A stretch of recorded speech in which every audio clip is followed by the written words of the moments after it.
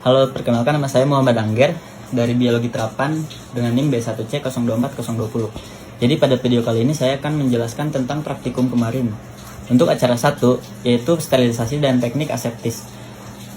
Tujuannya untuk memberi pengetahuan dan pemahaman tentang cara kerja aseptis, disinfeksi, dan sterilisasi dengan berbagai metode. Untuk peralatannya yaitu inkubator, oven, water bath, spektrofotometer, hot plate stirrer, timbangan analitik, autoclave, dan bunsen. Lalu yang lainnya di sini. Untuk inkubator adalah alat yang digunakan untuk menumbuhkan mikroorganisme pada suhu terkontrol.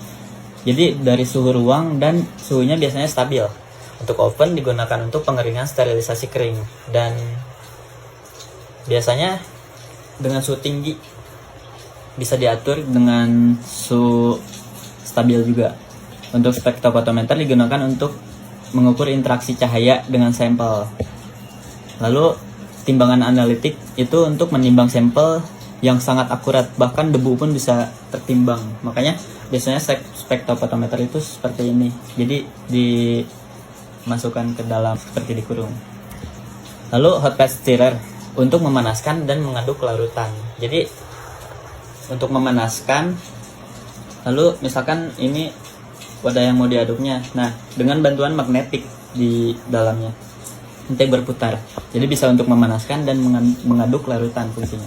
Lalu ada autoclave, yaitu untuk mensterilkan dengan uap bertekanan tinggi. Cara kerjanya itu seperti presto, jadi diuap. Untuk foto bagian dalamnya di sini ada, bagian luar di sini. Lalu penggolongan jenis media pertumbuhan dan fungsinya. Oke, kita masuk ke media alami. Media alami itu media biakan yang komponen utamanya berasal dari bahan alami. Contohnya tomato juice agar untuk pertumbuhan padat yang digunakan dalam mikrobiologi. Jadi tomato agar itu untuk membudidayakan bakteri yang memanfaatkan jus tomat sebagai sumber nutrisi. Bentuknya itu padat, cocok untuk isolasi, identifikasi mikroorganisme spesifik. Lalu yang kedua, media sintetik. Media sintetik itu media pertumbuhan mikroba dengan komponen yang komposisinya secara pasti dan terukur. Seperti media agar, nutrien agar, sifatnya padat, berwarna kuning keemasan, jernih, kadang jernih juga.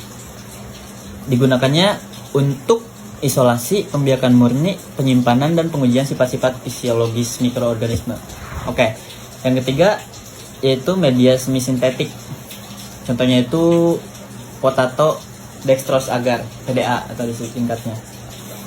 PDA itu termasuk media semi sintetik, terbuat dari ekstrak kentang dan dextrosa atau gula untuk menumbuhkan jamur dan teragi, karena kandungan nutrisinya kaya mendukung pertumbuhan organisme tersebut. Untuk kegunaannya bisa jadi 3, yaitu untuk kultivasi, media kultivasi, lalu untuk media selektif, sama media diferensial. Nah, untuk kultivasi ini yaitu untuk menumbuhkan sebagian besar jenis mikroorganisme yang tidak membutuhkan persyaratan khusus. Maksudnya media ini menyediakan nutrisi dasar yang dibutuhkan oleh banyak jenis mikroorganisme untuk berkembang biak. Contohnya yaitu nutrien agar atau trichosoy agar. Untuk media selektif ini contohnya media EMB atau eosin methylene blue. Untuk media diferensial itu contohnya blood agar. Untuk prinsip dan metode sterilisasinya ada di sini, dan untuk prinsip dasar teknik aseptis ada di sini.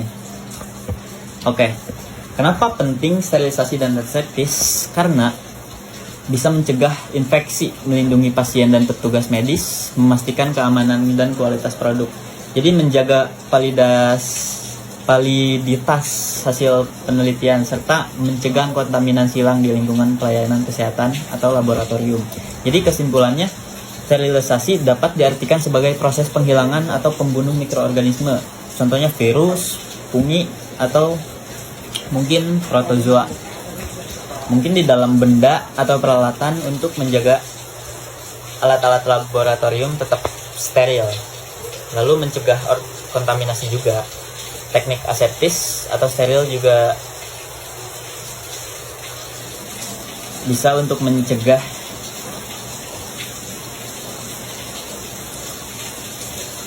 teknik aseptis dan steril adalah suatu sistem cara kerjanya praktek yang menjaga sterilitas ketika menangani pengkulturan organisme.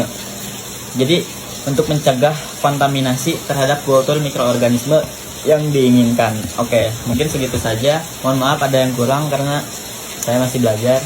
Terima kasih. Bye-bye.